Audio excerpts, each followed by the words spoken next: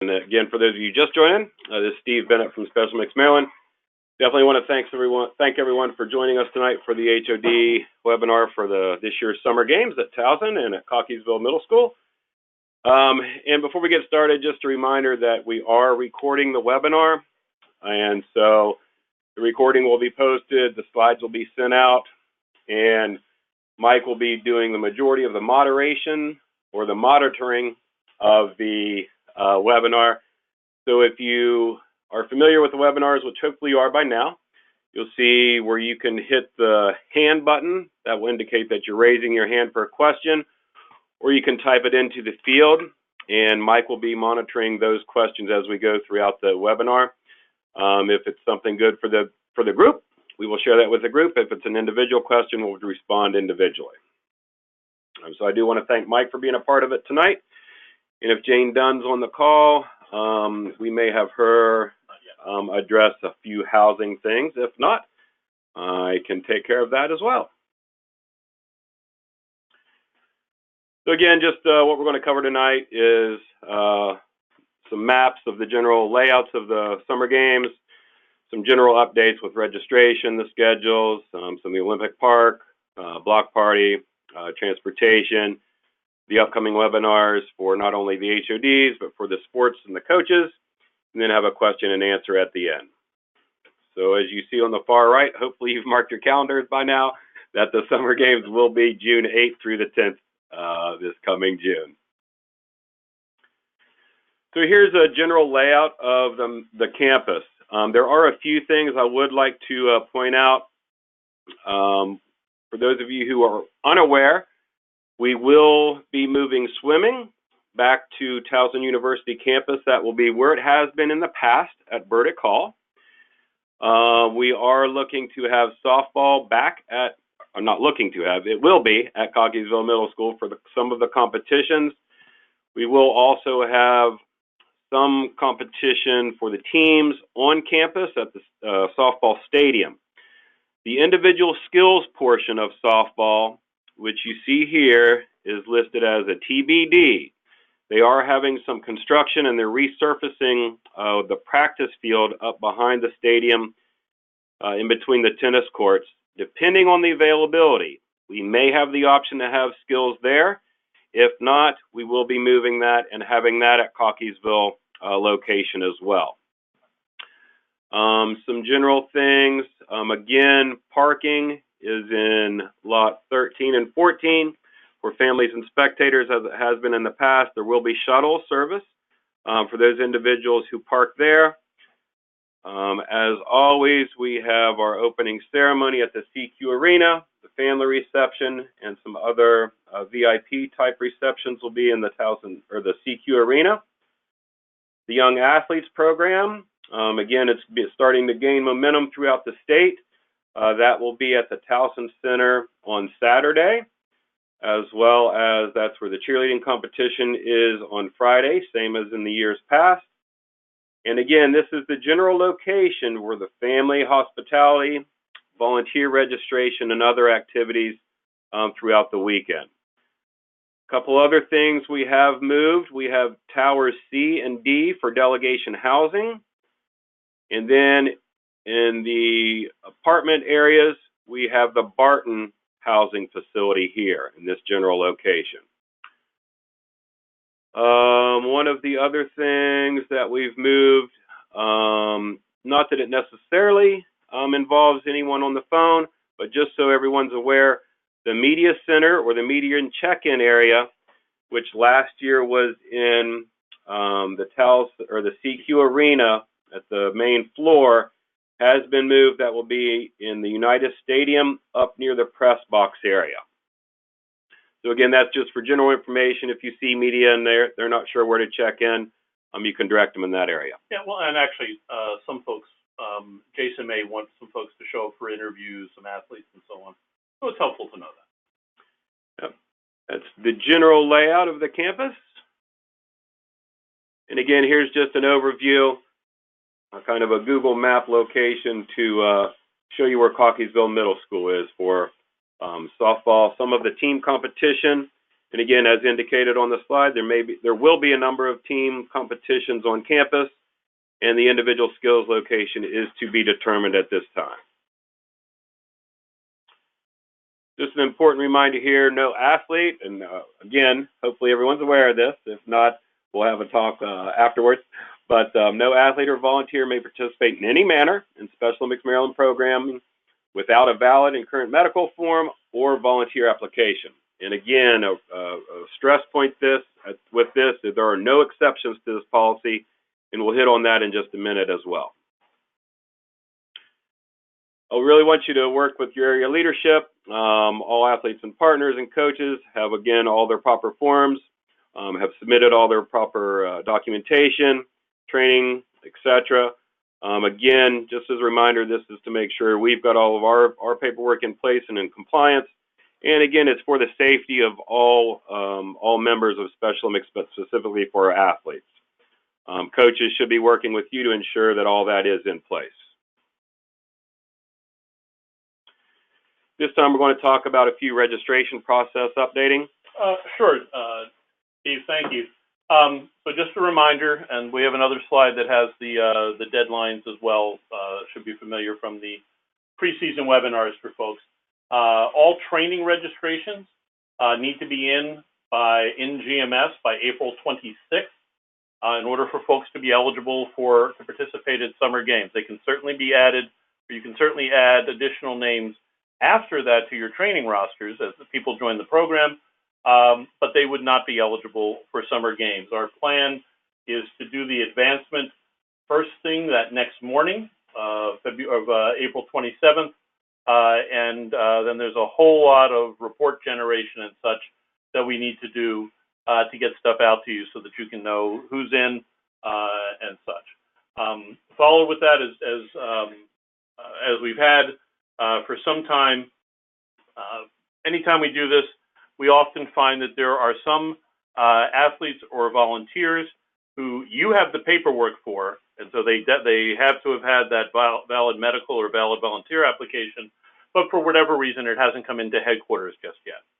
So the deadline to get any outstanding forms into us will be May 7th. There will not be any exceptions. The only way that would be changed for anyone is if we here at headquarters, for some reason, can't get the reports out to you in a timely manner. And I define a timely manner as getting it out to you by no later than Monday, April 30th. We're shooting to get them out by that Friday or Saturday after the training registration deadlines.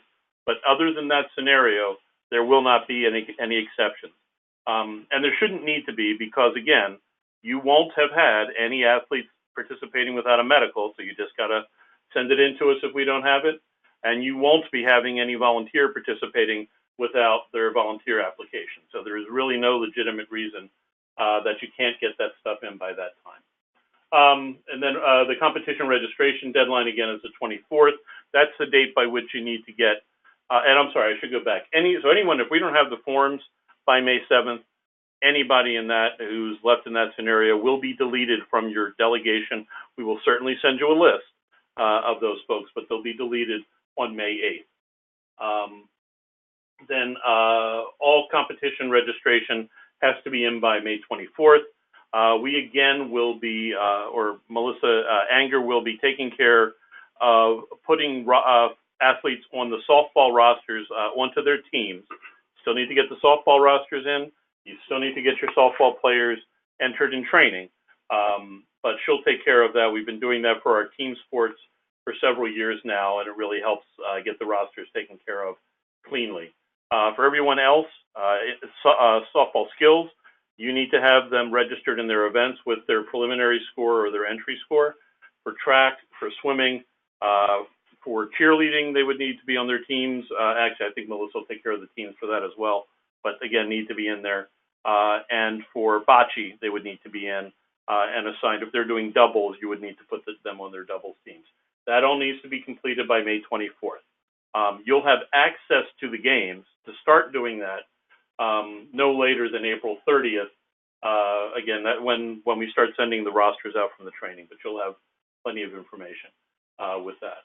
Also, any chaperone. So the only people who can be added is a chaperone after the training registration date. And we do that because we know that you don't necessarily know who all your chaperones will be at that point.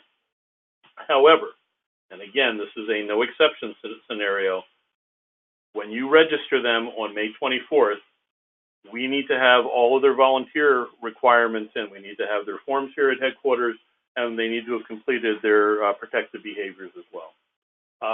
We do give you a couple extra days for any additional entry score updates for swimming or track. AT is athletics or track, and SW is swimming. You have till Monday. That's because some folks may have a competition that they're attending that weekend, although that is Memorial Day weekend. But you can send any updates. That is, as is noted there, that's only improvements in scores. It is not changes to events and such. And that, again, also is a hard deadline because we will be doing or starting the divisioning that next day. And so we need to have that taken care of.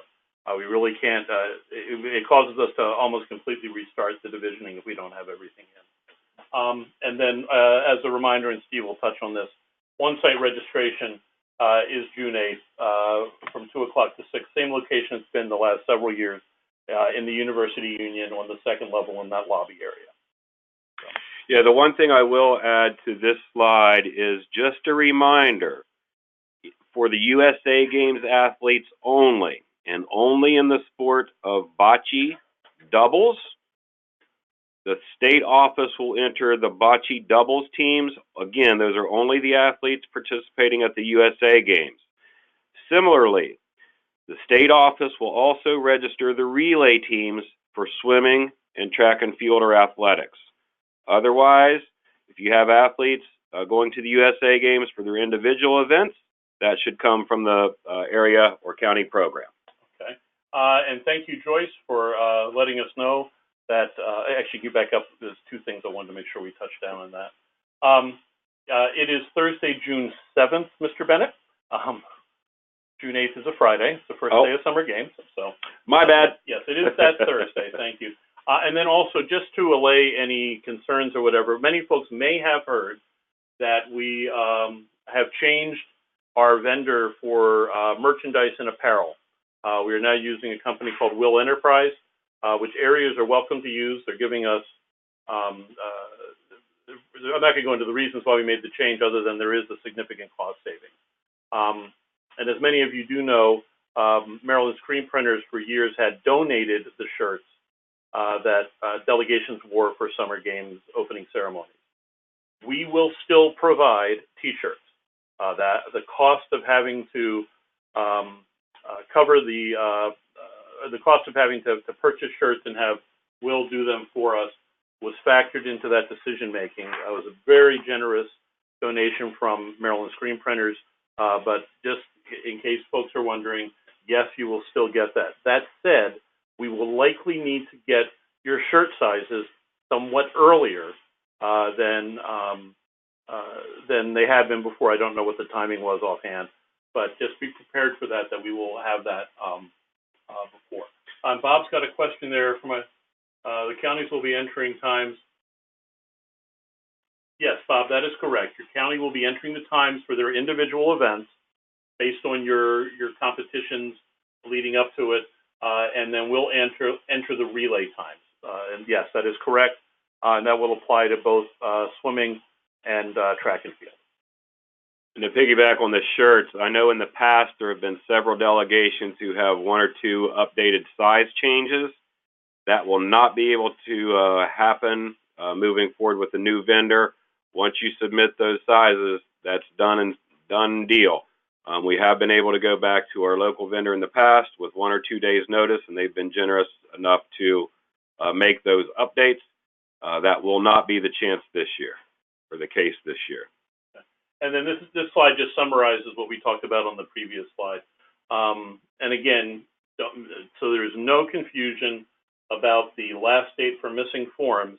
That in no way, shape, or form implies that an athlete can be participating at any time without a medical, and it in no way, shape, or form implies that a volunteer can be participating at any time without a volunteer application. I think that covers it for that. I think it's back to you, Steve. Not so fast. Or no, not so fast. Okay. Just a reminder on the standard fees. This was shared with the area leaders earlier. The registration fee for overnight delegation members is $65. That still has Special Olympics Maryland covering not quite half the cost for each overnight delegation member. That covers stuff. But it's a standard fee there.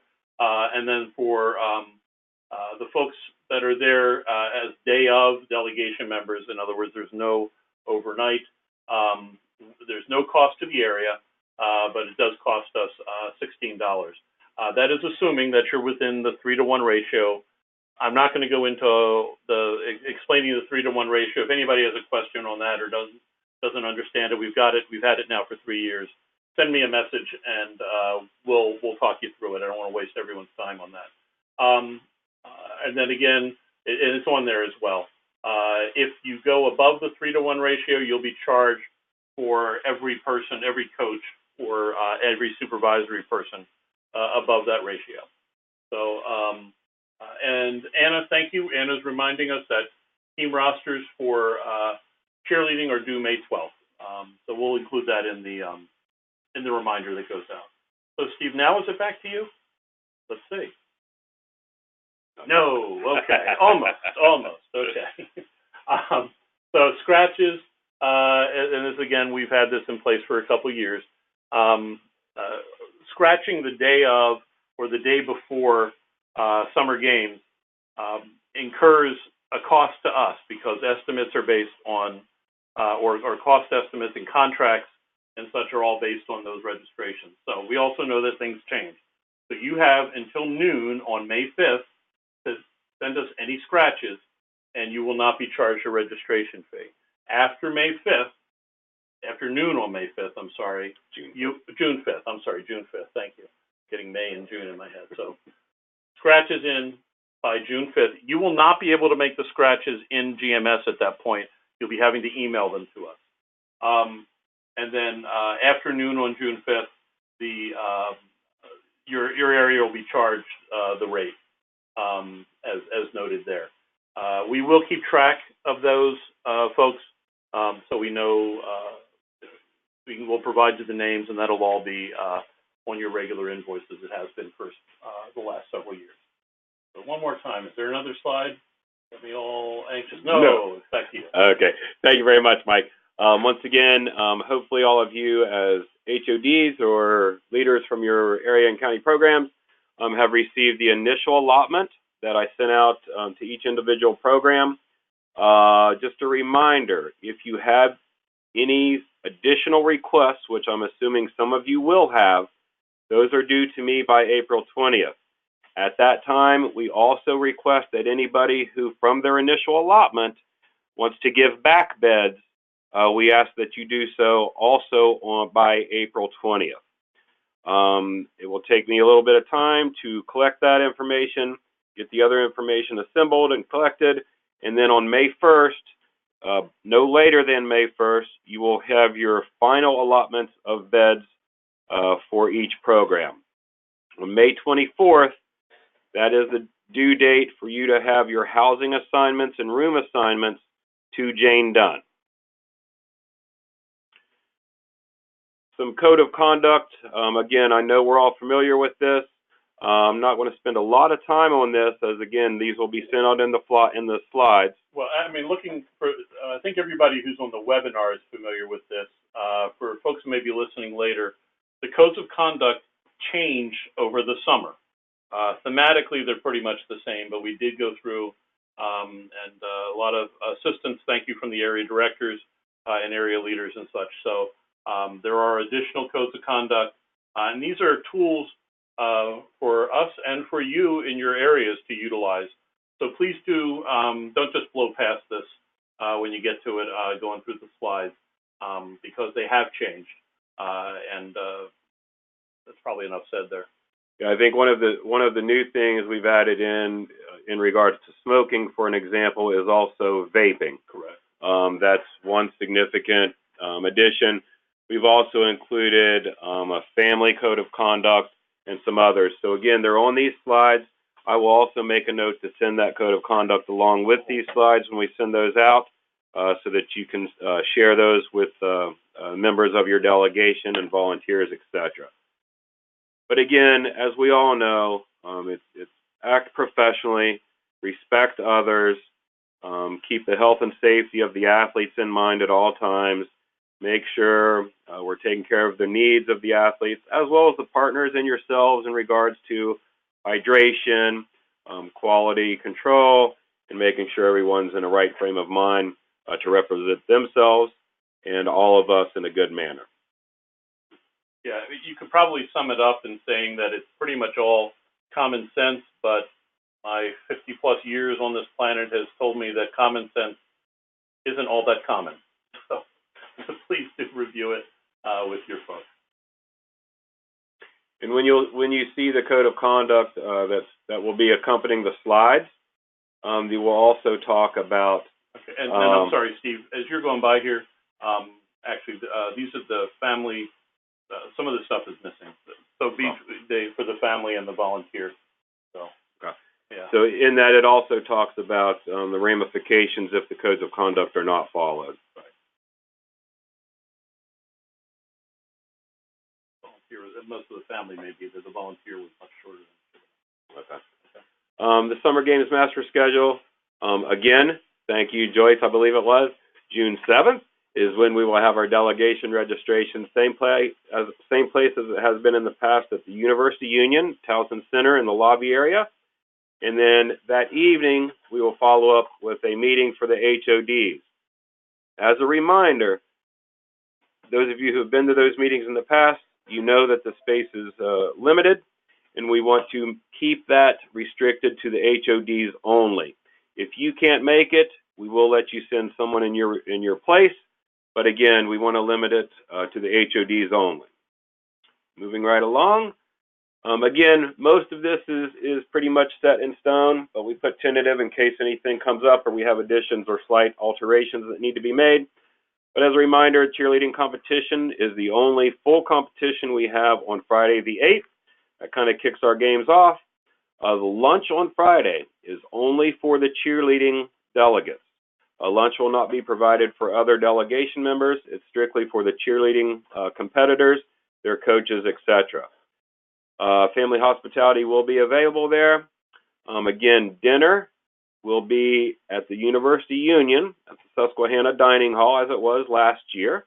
There will also be a dance demonstration like we did last year as well, around that 4 to 6 time frame period at the University Union. The dance demo will be in the Potomac Room.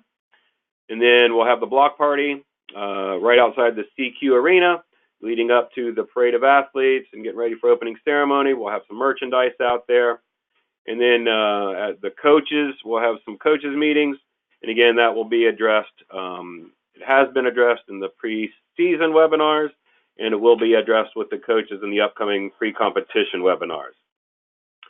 Staging for the athletes for the opening ceremony. Again, we've taken some feedback from you guys and fully agree with some of the long waits, etc. So we are coming up with some creative ideas to have some entertainment and keep the athletes at our forefront in most of our all of our decision-making processes. And again, we hope to make that a better process this year. And then you see the rest of the time frame there. The bus loading will be similar to it was last year, starting around 8:30, going through 9:30, make sure everybody gets back to the respective dormitories and housing locations. Saturday, June 9th. And there is an error on this slide. I'm sorry about the healthy athletes. I missed that you hadn't changed that. Oh, yep. I'll touch on that. Yeah, breakfast again at Susquehanna Dining Hall. Buses will go off to Cockeysville for softball. You see that. Locations of the competitions. The one thing Mike pointed out, and again, I apologize, I'll correct this before the slides go out. Healthy athletes, as we had discussions with our area directors at the last meeting about 3 weeks ago, give or take. About a month. Healthy athletes will not be offered this year at Summer Games. It just seems to not be as conducive as it could be to get as many athletes through those stations as possible. So we're looking at another location, which we have confirmed. Yep. Actually, we can tell you, it's just not that we expect you to do anything with it, but Towson confirmed today that we are set for Saturday, September 22nd. We're going to build a whole event around healthy athletes, and we will be providing more information. We'll have some initial save the date information and such in the next area memo that'll come out next weekend. But yeah, we want to give it a try, see if we can get more participation, because we do know that it's very difficult for most athletes in most sports to get there during the time window that we can offer it, or had previously been able to offer it at summer games. So not going away, just not going to be at summer games. And then Saturday, again, we'll talk about this. The dinner right now, we're looking at doing it back at the Towson Center lot and not at the Susquehanna Dining Hall, but it's a space holder right now until we get that confirmation done. Similarly to the HOD meeting in the Loch Raven room at the University Union, we're in the final stages of confirming our space usage with Towson. Most likely, that will be changed over to the classroom in the United Stadium near the control center. So those will be updated as we get confirmation from Towson. We are looking at doing the home run derby again on Saturday evening. And again, the Olympic Park and dance, weather permitting, will be in Lot 21. The theme of the dance still has not been determined. So we'll get that to you as soon as we have that solidified. We are looking again, holding a family reception as we have in the past in the CQ Arena concourse area. Susan Holland will be leading that charge. Sunday, we'll have breakfast at the dining hall once again, and then same kind of thing with those going off-site to softball competition, and then the other competitions listed accordingly. And again, the family hospitality will not be at the competition venues, but it will be in the general area, and there will be one at Cockeysville. Okay. Actually, before we go any further, someone typed in that the sound is gone. If anyone can actually hear us, could you just type something in the question box so we know whether it's the individual who had the problem or, okay, so I'll respond to Anna, who seems that it seems to be her. Thank you, Bob, for responding. Go ahead. Okay. Some other general games updates. Again, Friday dinner will be in the dining hall. We talked about the block party and the CQ leading up to the opening ceremony. Olympic Park will be in Lot 21 starting on Saturday. Again, we have some entertainment, some nice activities, some food vendors. All of that's being confirmed currently. For the opening ceremony, we'll start to stage the athletes around 6:30 and continue with the opening ceremony. In the case of inclement weather, we're working on some of the details right now, but most likely everything will be moved to the Towson Center. As Mike stated earlier, and I did as well, healthy athletes will not be conducted this year at Summer Games, so we do have that location as a backup or a location if inclement weather does arrive. So as those of you who've been involved in the past, by June 1st, we'd like to know how many members from your delegation will be at the opening ceremony so that they can block out how the seat allocations will take place in different sections throughout the arena. And again, a number of individuals who use wheelchairs, so we can make sure that they're seated properly. And just work with your regional sports directors and you can contact them directly with that information. Transportation, George Hergenon from our office is working with Towson right now to finalize or at least start the initial phases of the routes. Obviously to Cockeysville, that'll stay the same, but working around the loops on campus and making sure we have adequate transportation routes for volunteers and families along those routes. So again, the main stop will be at lot 13 and 14 with the parking. There'll be a loop over on that side of the campus and then taking you back over to the Burdick and the dormitory areas on the other side of campus. Just as a reminder, if you're on campus, you are allowed to stand on the buses. But if you're going out to Cockeysville, There is absolutely no standing allowed. Once we leave campus, everyone must be in a seat. And this just explains a little bit about after the opening ceremony. We'll dismiss everyone by calling your program's name, your area and county program, and your delegation. And then it will go on throughout. We will also look at having some entertainment for those of you who aren't the first wave of individuals leaving the ceremony. And we'll have some entertainment there as we did last year to keep the attention of everyone and not just have dead time. So again, depending on the construction at CQ Arena and the fields that they'll be working on, we're working on exactly where the buses will pick up the delegations up from. It's anticipated, similar to last year, they'll be picked up once you walk out the exit doors. They'll be right there on the loop and vacate, head back to the dormitory areas at that time. If not, it'll be right out there on Auburn Drive. And of course, anybody with mobility challenges, we will make some accommodations for individuals if need be. Olympic Park and the Victory Dance. Again, we're working on the plans there. We'll have some clinics, some activities. We're looking at a possible movie night. Although it wasn't attended very heavily at all, we are looking at the option and having that opportunity available. Talked about the theme of the dance. We've got several options we're working on right now, so just stay tuned. Once again, the YAP, or the Young Athletes Program, has gained a lot of momentum throughout the state the last year or so, and we've just had a successful Young Athletes Program debut at our basketball tournament, state championships for the first time. And again, we're looking at having that open house at the Towson Center approximately 10 to 1 on Saturday. So again, if you have anyone interested, if you're not familiar with the Young Athletes Program, that's for individuals with or without intellectual disabilities, anywhere from the ages of 2 to 7, and it's open to all.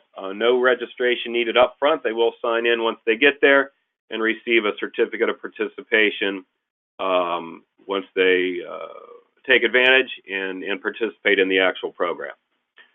Healthy Athletes Update, we kind of talked about this, so I'm not going to spend time on that, but just a reminder, it will not be offered this year at Summer Games. Family Services, once again, we will have them at least in 2 locations, the general area outside of the Towson Center where it was last year, same place for Olympic Park, and then at Cockeysville for the softball competition that'll be held off-site.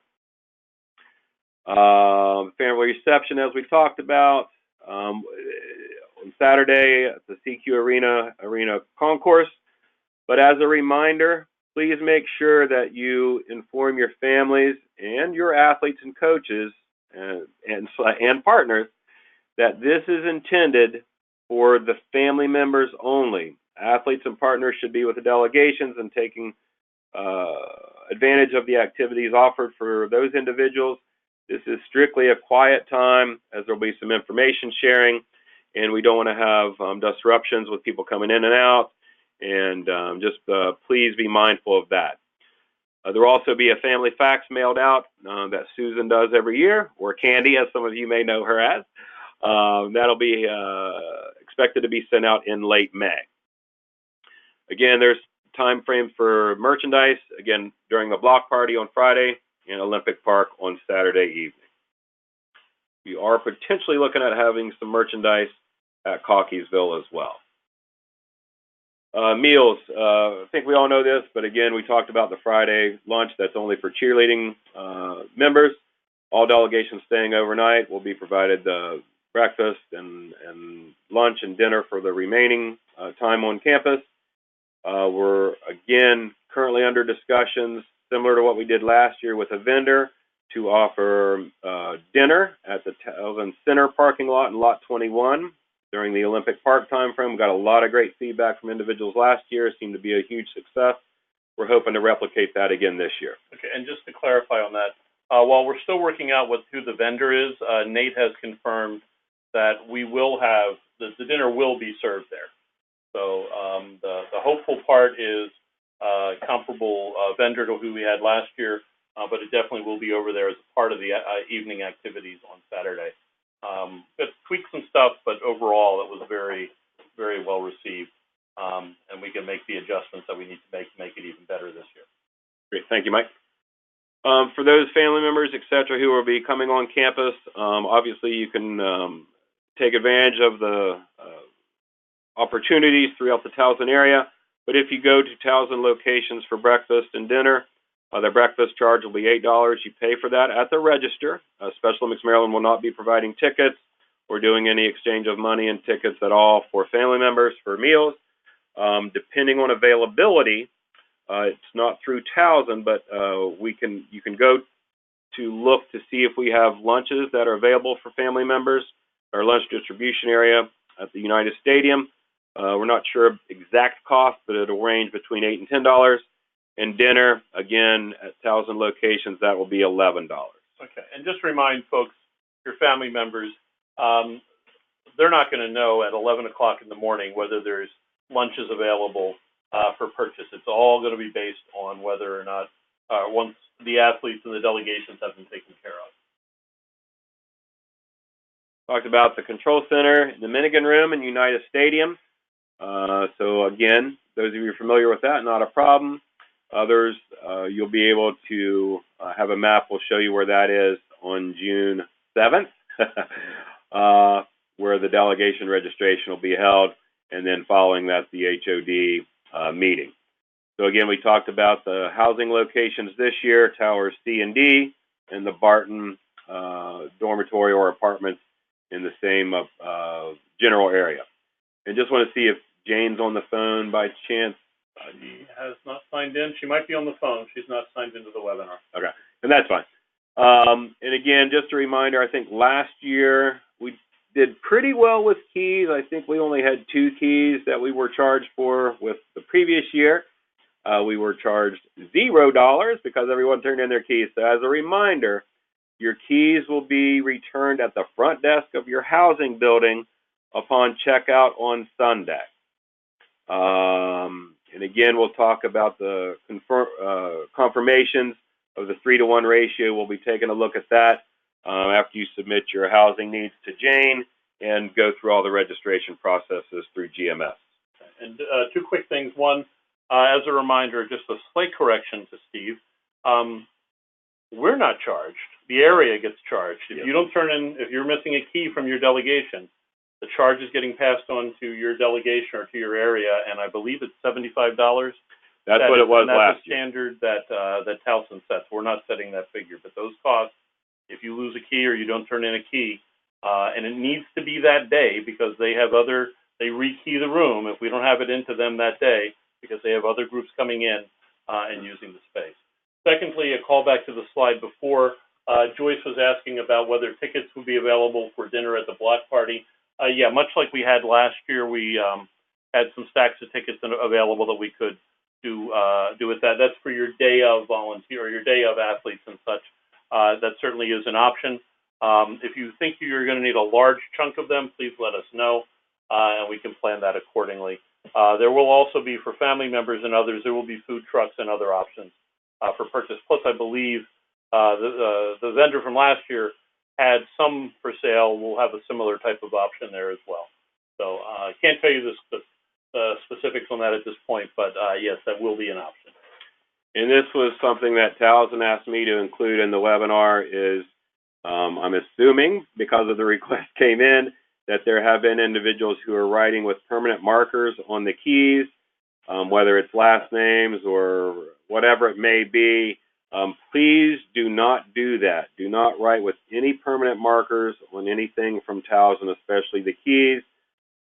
Likewise, if you can refrain from using duct tape or anything like that, painter's tape works well, or a paper clip, and you can attach something to the key that way to ensure that whatever you were writing on the keys, if you just find another creative way to indicate whatever your needs are there. Just a reminder with the USA games, as we briefly talked about, with athletics, there will be one relay team, I believe, for track, yeah, that is cross programs, as we have athletes competing in track or athletics. at USA games. So we'll take care of those registrations. Similarly, with bocce, the doubles are cross-pollinated between different programs. The softball team will be the same roster as will be traveling to Seattle. And then similarly to the relays with athletics and swimming, those are cross-program relay teams as well. The event guide, we're updating that continuously. So we will be, as we have in the past, distributing that electronically to all HODs, coaches, chaperones, everyone we have a good address for, and to the area directors and area director support personnel. We also have some hard copies available on site. So again, as you're doing your GMS updates, make sure that we also continue to update and double check the email addresses for your individuals, coaches, and leadership volunteers, as well as other address information, if you will. Medical, again, just some general reminders as far as hydration and protection if it's a hot day, if it's really sunny, or sometimes if it's not so sunny. You can also get sunburnt, so make sure you have your sunscreen, you drink plenty of fluids, depending on where you are, specifically with softball and bocce, sometimes depending on the weather leading up to the games, there can bring out some mosquitoes and some other bugs, so you may want to bring some bug repellent. And again, we're guilty as it of staff and management team members, and I'm sure you guys are all worried about everybody else, so let's all look after each other and continue to remind each other to drink fluids and make sure we're eating properly so we can be in a good situation to take care of everybody throughout the games. Okay, and Steve, do we have the weather forecast for summer games yet? It's going to be hot, sunny, rain, snow, hail, all that good stuff. So, again, as we always do, leading up to the games, we will be checking the weather on the regular. But again, leading up to the games, we need to prepare for all different weather environments, as you guys have seen, from winter games to basketball to all of our events coming up. So you never know what we may have. So make sure you're prepared for all possibilities. Okay. So, yeah, this has been a wacky year for weather and our events. So, yeah, I have no idea what's going to happen at summer games. Yeah. And just a reminder, if the management team, Towson University, and Special Mix Maryland staff will be the only ones who will make the determination in regards to any activation of inclement weather plans. So we will disseminate that information out accordingly. And again, as we had an issue, I think not last year, the year before, it was very windy. We had to take down some tents, etc. Please take this information and share it with your family members and spectators to please work with the staff and follow the directions. Again, as we talked about with all the paperwork, etc., this is also for the health and safety of everyone involved. It's not a decision taken lightly, so we just want to make sure everyone is on the same page and everybody can be safe throughout the games. The theme of the game, not the dance, is This Is Me. Jason and the media and communications crew have worked with input from athletes and others, and I don't remember who the song is by. It's from The Greatest Showman. I haven't seen the movie, but a lot of people like it. Yeah, from that. I don't know if Hugh Jackson is singing it or what, but we'll look forward to hearing that rendition. So. Yeah, so there'll be some promotions, I'm sure, from Jason's department leading up to the games about that. But again, that's the theme of the games, not the dance.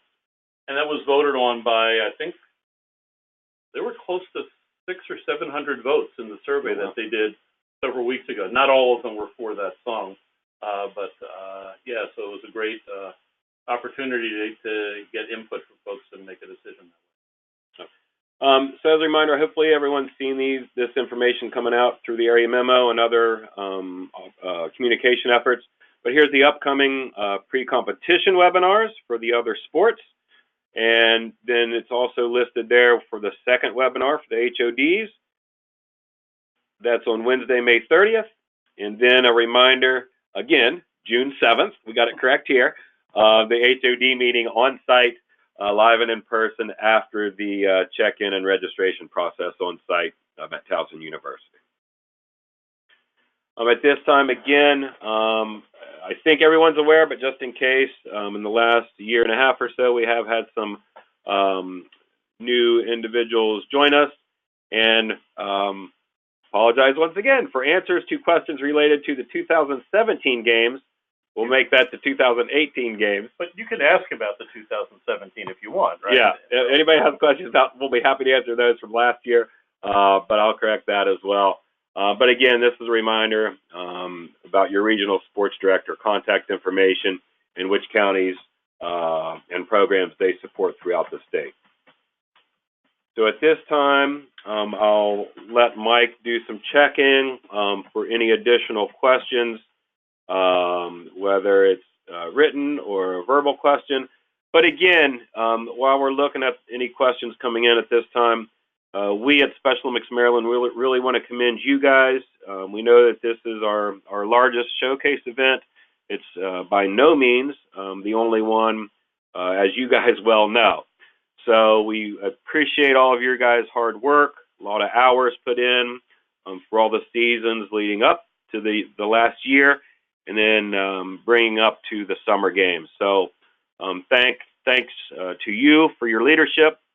And also, if you could express our appreciation to the coaches and other volunteers from your programs who make it possible for the athletes and partners to have the experiences that we're able to provide, not only at the state competitions, but through all the qualifiers and local competitions that you guys offer. So again, our appreciation could not be overstated.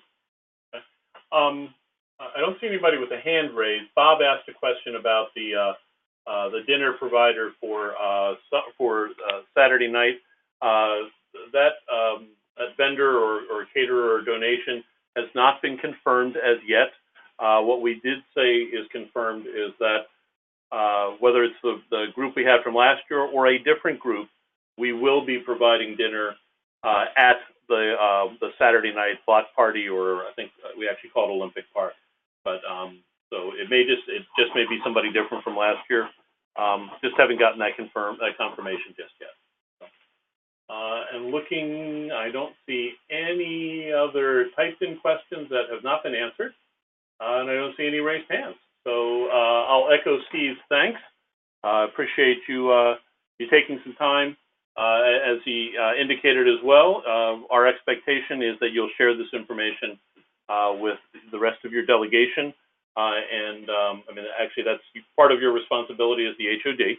As we'll look forward to seeing you again at the next HOD webinar on May 30th. But certainly any questions in the interim, please direct them to your regional sports director. They'll be more than happy to help you. Thanks much. Have a great rest of your evening. For those of you going to the Loyola qualifier on Sunday, we'll look forward to seeing you there as well. Have a great night.